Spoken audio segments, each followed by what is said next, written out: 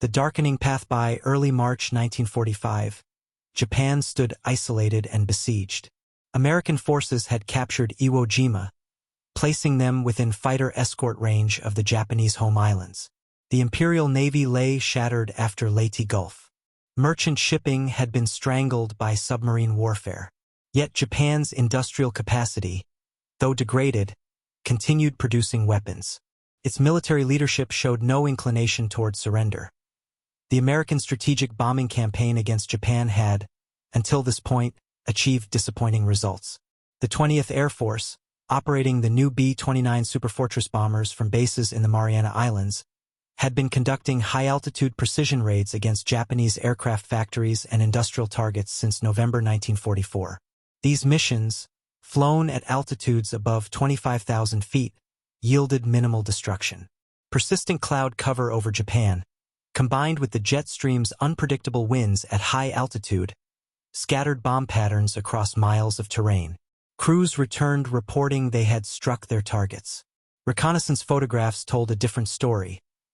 Major General Curtis LeMay assumed command of the XXI Bomber Command in January 1945. A veteran of the European Air War, LeMay had earned a reputation for tactical innovation and ruthless efficiency. He studied the reconnaissance photographs and mission reports with mounting frustration. The precision bombing doctrine developed in Europe was failing in the Pacific. Something had to change. Tokyo, the heart of Japan's remaining industrial capacity, became the focus of LeMay's attention.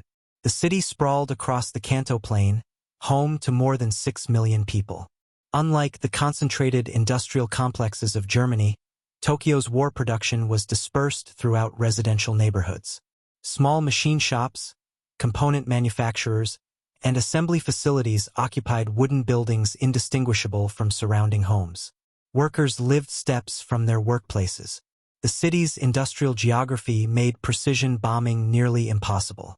It also suggested a different approach. The strategic crucible American bombing strategy in early 1945 rested on contested assumptions. The U.S. Army Air Forces had invested heavily in daylight precision bombing, built on the belief that destroying specific industrial targets would cripple an enemy's ability to wage war. This doctrine had shown mixed results in Europe and was proving even less effective against Japan. The B-29 Superfortress represented the pinnacle of American aviation technology. Could fly higher, faster, and farther than any previous bomber. Yet these capabilities meant little when clouds obscured targets and jet stream winds scattered bomb patterns. Between November 1944 and March 1945, the XXI Bomber Command flew dozens of high-altitude missions against Japanese industrial targets.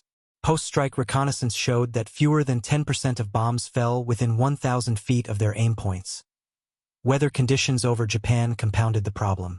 Cloud cover persisted throughout the winter months, often extending from 5,000 feet to 25,000 feet in solid, impenetrable layers. Radar bombing remained primitive. Visual target identification was essential for accuracy, but crews frequently saw nothing but clouds beneath them. They dropped their bombs based on estimates and returned to base uncertain whether they had accomplished anything. Tokyo's urban structure presented unique challenges and opportunities. The city had grown organically over centuries, with narrow streets winding between wooden buildings packed close together. Modern concrete structures occupied downtown districts, but the vast majority of Tokyo consisted of traditional wooden construction. Homes, shops, and small factories were built primarily of wood, bamboo, and paper. These materials made Tokyo extraordinarily vulnerable to fire.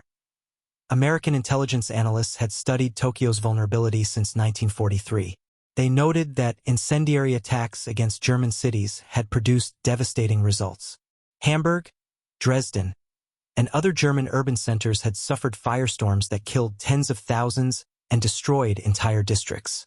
Japanese cities, with their concentration of wooden construction, appeared even more susceptible to incendiary attack. The debate within the American military establishment over incendiary bombing carried moral and strategic dimensions. Some officers argued that attacks designed to destroy residential areas crossed ethical boundaries, that burning civilians in their homes amounted to terror bombing. Others contended that Japan's dispersed industrial structure made residential areas legitimate military targets. Workers housed in those districts produced weapons and components. The buildings sheltering them functioned as de facto military facilities. General Henry Hap Arnold, commanding general of the Army Air Forces, pressed for results. The massive investment in B-29 production and Pacific air bases demanded justification. Arnold needed his bomber force to demonstrate decisive impact on Japan's ability to continue the war. Casualty projections for an invasion of the Japanese home islands ranged into the hundreds of thousands of American dead. Anything that might make an invasion unnecessary or less costly received serious consideration. Curtis LeMay approached the problem with cold calculation. He examined the evidence and reached conclusions that would define his career and alter the course of the war. High-altitude precision bombing was not working. Incendiary attacks against urban areas offered the possibility of massive destruction. The concentrated wooden construction of Japanese cities made them uniquely vulnerable. A large-scale incendiary raid, properly executed, could achieve results far beyond anything previously attempted. Planning the impossible, LeMay's plan for Operation Meetinghouse violated established doctrine in almost every particular. He proposed sending his bombers in at low altitude, between 5,000 and 8,000 feet, rather than their usual 25,000 feet or higher. This would improve bombing accuracy and reduce the jet stream's effect on bomb patterns. It would also place the aircraft well within range of Japanese anti-aircraft artillery and searchlights. The plan grew more radical. LeMay ordered crews to strip their B-29s of most defensive armament. Removing guns, ammunition, and gunners would reduce aircraft weight by several thousand pounds, allowing each bomber to carry more incendiaries. The decision reflected LeMay's assessment of Japanese air defenses. Fighter strength had diminished. Fuel shortages limited interception capabilities. Anti-aircraft artillery remained dangerous but was concentrated around specific industrial areas. A nighttime raid against a residential district might encounter limited opposition. The weapon load consisted entirely of M69 incendiary bomblets. These small, hexagonal cylinders contained napalm, a jellied gasoline mixture that burned at extremely high temperatures and adhered to surfaces. Each B-29 would carry 40 clusters of M69 bomblets. Upon release, the clusters would break apart at 2,000 feet, scattering bomblets across a wide area. The bomblets would ignite on impact, starting hundreds of individual fires simultaneously across the target area.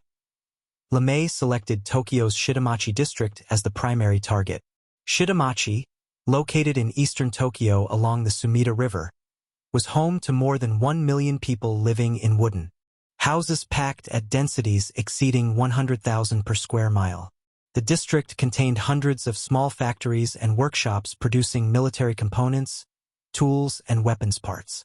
Intelligence estimates suggested that roughly 25% of Tokyo's war production occurred in Shitamachi. The weather forecast for March 9th predicted clear skies over Tokyo with strong surface winds. The winds concerned some planners.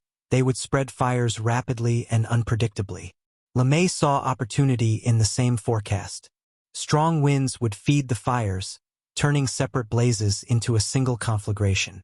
325 B-29s would participate in the raid, the largest force yet assembled for a single mission in the Pacific. Pathfinder aircraft would arrive first, marking the target area with incendiaries in a precise pattern designed to create a rectangle of fire. Following waves would drop their loads within this burning perimeter, intensifying the flames and preventing the fire from burning itself out by consuming all available fuel too quickly. Crews received their briefing on the afternoon of March 9th. The operations officer described the target, altitude, and bomb load. When he announced that aircraft would fly with reduced defensive armament, a murmur ran through the assembled crews. Some protested. They had trained to defend their aircraft. Flying without guns seemed suicidal. LeMay addressed their concerns directly. He explained his reasoning and reminded them that following orders was not optional. The mission would proceed as planned. Aircraft began taking off from Guam, Tinian, and Saipan just after dusk on March 9th. The B-29s lifted into the tropical night, heavily laden with incendiaries, climbing slowly toward cruising altitude. The flight to Tokyo would take approximately 6 hours. Most crew members tried to sleep during the journey north. Others wrote letters they hoped would never need to be mailed. The night of fire. The first Pathfinder aircraft approached Tokyo shortly after midnight on March 10, 1945. The city sprawled beneath them, dimly visible under a quarter moon. Blackout regulations kept street lighting to a minimum, but the density of buildings created a distinctive pattern visible from altitude. Pilots identified the Sumida River winding through eastern Tokyo, using it as a reference point to locate Shitamachi.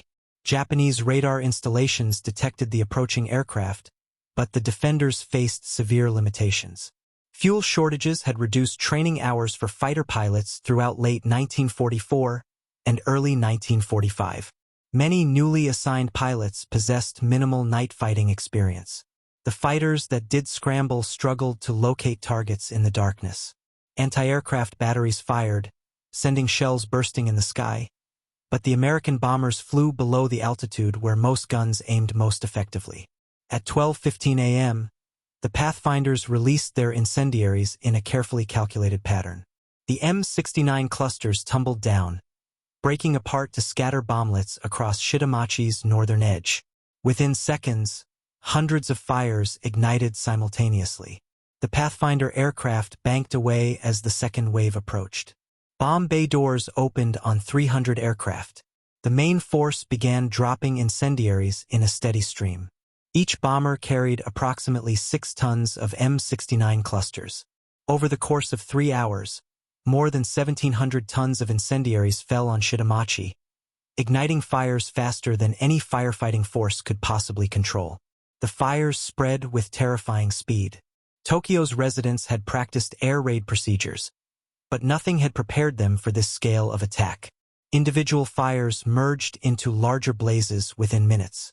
The strong surface winds, blowing at 15 to 20 miles per hour, pushed flames from building to building. Paper screens and wooden walls ignited instantly. Traditional Japanese architecture, designed for summer ventilation, allowed drafts to feed fires from multiple directions.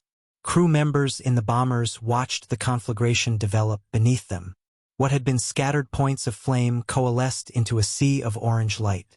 The heat from the fires created tremendous updrafts. Aircraft flying at 7,000 feet encountered turbulence that tossed the heavy bombers like leaves. The smell of burning wood and flesh penetrated aircraft cabins despite closed ventilation systems. Some crew members vomited. Others simply stared at what they had created. On the ground, panic spread as rapidly as the flames. Residents of Shitamachi emerged from their homes to find their neighborhoods already burning. The standard air raid protocol called for citizens to fight fires at their homes, using bucket brigades and hand pumps to extinguish flames. This approach was immediately overwhelmed. Fires appeared everywhere simultaneously. There were too many to fight, too many to even count. Families gathered their most essential possessions and fled. The narrow streets quickly became choked with humanity moving in every direction. People sought any escape from the advancing flames. Many ran toward the Sumida River, hoping water would provide protection. Others headed for parks and open spaces where they might find refuge from the burning buildings. Some simply ran without destination, driven by terror and the animal instinct to flee fire. The firestorm developed as individual fires merged into a single massive conflagration. The combined heat of thousands of burning buildings created a powerful updraft at the fire's center. This updraft drew in surrounding air, creating winds that fed the flames with fresh oxygen. Wind speeds at ground level reached hurricane force in some areas. These winds spread embers across wide distances, igniting new fires in previously unburned districts. The firestorm became self-sustaining, generating its own weather system that defied all attempts at control. Temperatures in the fire zone exceeded 1,000 degrees Fahrenheit. Wood and paper structures simply disintegrated. People caught in the open died from heat exposure before flames touched them. The firestorm consumed oxygen so rapidly that some victims died from asphyxiation rather than burns. Bodies piled up in streets and canals where people had collapsed while attempting to flee. The Sumida River became a death trap. Thousands sought refuge in the water, hoping to escape the heat. The river's bridges created bottlenecks where crowds compressed, preventing movement. Many died crushed in these bottlenecks, trampled by panicked crowds. Others reached the water only to find it provided insufficient protection. The air above the river grew so hot that people submerged to their necks still suffered fatal burns. Some drowned, exhausted from hours in the water. Others died from hypothermia as the cold water drained their body heat while the fires raged around them. The last bomber departed the target area at approximately 3 in the morning. The fires continued burning through the night and into the next day. By dawn on March 10th, a pall of smoke rose 30,000 feet above Tokyo, visible to aircraft 100 miles away. The Shitamachi district had ceased to exist as a functioning urban area. 16 square miles of Tokyo lay in ashes. Aftermath and horror. As daylight broke on March 10th, the scale of destruction began to reveal itself. Aerial reconnaissance photographs showed vast areas of Tokyo reduced to ash and rubble. Where densely packed neighborhoods had stood, only the outlines of streets remained, visible as paths through the devastation. Concrete buildings stood like tombstones amid the destruction, their interiors gutted by fire. Casualty estimates varied, but most contemporary assessments placed the death toll between 80,000 and 100,000 people killed in a single night. Hundreds of thousands more suffered injuries, many from severe burns. The exact number of dead would never be known with certainty. The fires had cremated thousands of bodies completely. Others remained buried under collapsed buildings or lay unidentified in the Sumida River. Survivors emerged from shelters and peripheral areas to find their city transformed into a smoking wasteland. The scale of loss overwhelmed comprehension. Entire families had been erased. Neighborhoods that had existed for generations vanished in hours. Survivors wandered through the ruins searching for relatives, for homes, for any remnant of the lives they had known the previous evening. Emergency response systems collapsed under the disaster's magnitude. Hospitals and medical facilities in the affected area had burned along with everything else. Those in unaffected districts were immediately overwhelmed by casualties. Doctors and nurses worked without rest, performing triage on burn victims with limited supplies and medications. Many of the severely burned died within days, their bodies unable to survive the trauma. The physical destruction extended beyond residential areas. While American planners had targeted Shitamachi for its concentration of small war industries, the firestorm consumed everything in its path without discrimination. Temples centuries old burned alongside machine shops. Schools, hospitals, and shops all met the same fate. The fire recognized no distinction between military and civilian infrastructure. Survivors' accounts, collected in subsequent years, described experiences that defied easy articulation. They spoke of heat so intense that metal objects melted, of streets filled with burning debris that trapped people in shrinking pockets of unconsumed space, of watching family members die because there was no path to safety, of sounds, the roar of flames, the screaming of victims, the collapse of buildings, that echoed in memory for decades. The psychological impact rippled through Tokyo's surviving population. The raid had demonstrated that nowhere in the city was safe. If American bombers could destroy Shitamachi so completely, they could do the same to any district. The illusion of security shattered. People understood that another raid or many more raids might come at any time. Japanese authorities struggled to maintain public morale while addressing practical necessities. The government mobilized survivors for corpse collection and disposal. Mass graves and cremation sites operated continuously for weeks. Food distribution became critical as warehouses had burned and transportation networks lay disrupted.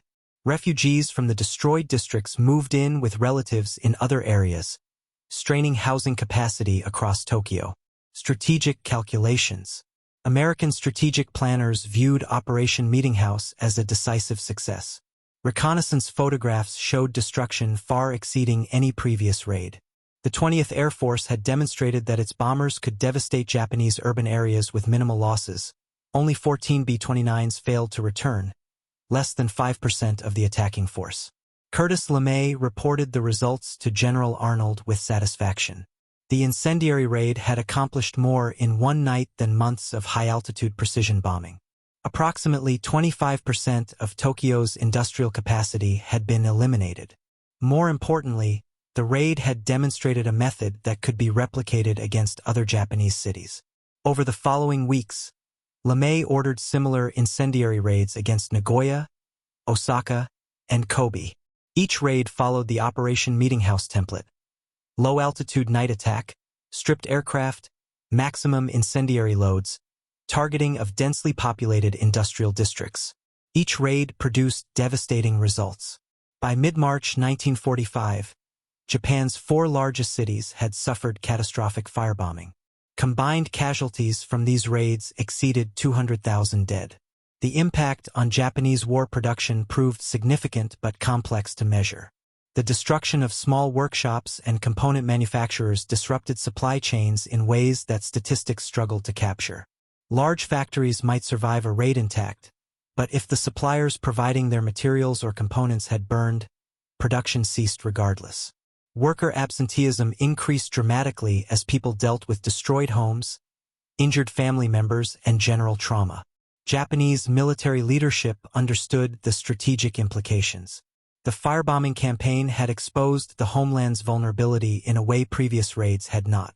If America could destroy major cities at will with acceptable losses, no urban area remained safe. The military's ability to protect the civilian population had been revealed as inadequate. This reality undermined morale and public confidence in the government's capacity to continue the war. The American decision to pursue incendiary bombing of urban areas reflected calculations that weighed military effectiveness against civilian casualties. Policymakers recognized that these raids would kill civilians on a massive scale. They proceeded because they believed the raids would contribute to ending the war more quickly than alternative strategies. This belief rested on the assumption that destroying Japan's industrial capacity and breaking civilian morale would lead either to surrender or to conditions more favorable for invasion. The moral questions raised by Operation Meetinghouse and subsequent firebombing raids would be debated for decades. Critics argued that deliberately targeting civilian populations constituted a war crime, that the raids served no legitimate military purpose beyond terror. Defenders contended that Japan's dispersed industrial structure made civilian areas legitimate military targets, that the raids shortened the war and saved lives that would have been lost in an invasion. The relationship between the March 10th raid and the atomic bombings of Hiroshima and Nagasaki 5 months later remains complex. The success of incendiary bombing established that conventional weapons could destroy Japanese cities. The atomic bombs offered the possibility of achieving similar destruction with a single aircraft and a single weapon. The psychological impact of atomic weapons carried implications beyond their physical destructiveness. But Operation Meetinghouse had already demonstrated that American air power could annihilate Japanese urban areas. Historical reckoning. Operation Meetinghouse stands as the single most destructive air raid in human history. More people died in Tokyo on the night of March 9 to 10, 1945, than in either the Hiroshima or Nagasaki atomic bombings. The raid achieved its immediate tactical objectives, destroying a significant portion of Tokyo's industrial capacity and demonstrating American ability to devastate Japanese cities. It also established a template for subsequent incendiary raids that would destroy dozens of Japanese cities over the following months. The strategic value of these raids remained contested even as they were executed. Destroying Japan's urban industrial base degraded its capacity to produce weapons and continue the war. Whether this degradation was decisive in forcing Japan's surrender remains unclear. Japan's surrender in August 1945 followed multiple catastrophic events: the firebombing campaign, the atomic bombings, and Soviet entry into the Pacific War. Disentangling the relative importance of each factor proves impossible. The human cost of Operation Meetinghouse extended far beyond the immediate casualties. Survivors carried physical and psychological scars for the remainder of their lives. Communities were permanently destroyed. Cultural heritage vanished in flames. The raid's legacy shaped Japanese memory of the war and influenced post-war Japanese pacifism and attitudes toward military conflict. For American aircrews, the experience of Operation Meetinghouse proved deeply conflicting. They had followed orders and executed their mission successfully. Many took pride in their technical proficiency and courage under fire. They also understood, in varying degrees, the human consequences of what they had done. Some struggled with guilt. Others rationalized the raid as necessary to end the war. Most simply tried not to think about it too deeply. Curtis LeMay defended the raid for the rest of his life. He argued that the incendiary bombing campaign saved American lives by making invasion less necessary or less costly. He rejected moral criticism, contending that war inherently involved terrible choices, and that his responsibility was to use available means to achieve strategic objectives. His defenders point to his raid's contribution to ending the war. His critics see him as embodying the moral compromises and civilian costs of strategic bombing. The operation's place in historical memory remains uneven. In the United States, the March 10 Tokyo raid receives far less attention than the atomic bombings, despite its higher death toll. In Japan, the firebombing of Tokyo holds a significant place in war memory, memorialized in museums, literature, and survivor testimonies. The date March 10 is observed annually in Tokyo with ceremonies remembering the victims. Modern military analysis of Operation Meetinghouse tends to focus on its tactical and operational aspects. The raid demonstrated the effectiveness of low-altitude night incendiary attacks against urban areas. It validated the use of incendiaries against wooden construction. It showed that heavy bombers could achieve devastating results without high-altitude precision. These lessons influenced Cold War strategic bombing doctrine and continue to inform contemporary discussions of air power. The ethical questions posed by Operation Meetinghouse persist without easy resolution. The raid deliberately targeted a densely populated civilian area. The planners knew, with reasonable certainty, that tens of thousands of civilians would die. They proceeded because they believed the military benefits justified the civilian costs. This calculus, weighing military advantage against civilian casualties, remains central to contemporary debates about warfare, terrorism, and the laws of armed conflict. Conclusion: the weight of history. The night of March 9 to 10, 1945, represents a watershed in the history of aerial warfare. In approximately 3 hours, more than 300 aircraft delivered a level of destruction that previous generations could not have imagined. The technology that enabled this destruction, long-range bombers, incendiary weapons, coordinated mass raids, demonstrated humanity's capacity to wage war on an industrial scale with industrial efficiency. Operation Meetinghouse succeeded in its immediate objectives. It destroyed a large section of Tokyo, killed tens of thousands of people. It demonstrated that American air power could devastate Japanese cities with minimal losses. It established a pattern that would be repeated across Japan throughout the spring and summer of 1945. The human cost of these achievements remains difficult to fully comprehend. Each of the estimated 100,000 dead had a name, a family, a life. Each represented relationships, memories, and potential that ended in flames. The survivors carried forward lives marked by loss and trauma. Communities were destroyed that would never be rebuilt as they had been. The strategic necessity of Operation Meetinghouse and similar raids remains debated. Whether these raids significantly shortened the war or changed Japan's leadership toward surrender cannot be definitively proven. The raids occurred as part of a broader strategic context that included naval blockade, conventional military advances, atomic weapons, and Soviet intervention. All of these factors contributed to Japan's ultimate surrender in complex, interrelated ways. What remains beyond debate is Operation Meetinghouse's place as the most destructive air raid in human history. More people died in Tokyo that night than in any other single air attack before or since. The raid demonstrated both the power of strategic bombing and its terrible human costs. It stands as a reminder of war's capacity to consume civilian populations and of the moral complexities that attend the use of overwhelming force against urban areas. Survivors of the raid, now elderly or deceased, carried memories that shaped their understanding of war and peace. Their testimonies preserve the human reality behind strategic decisions and casualty statistics. They remind subsequent generations that the numbers, 16 square miles destroyed, 100,000 dead, represent individual human beings who experience terror, pain, and loss on a scale that statistics cannot capture.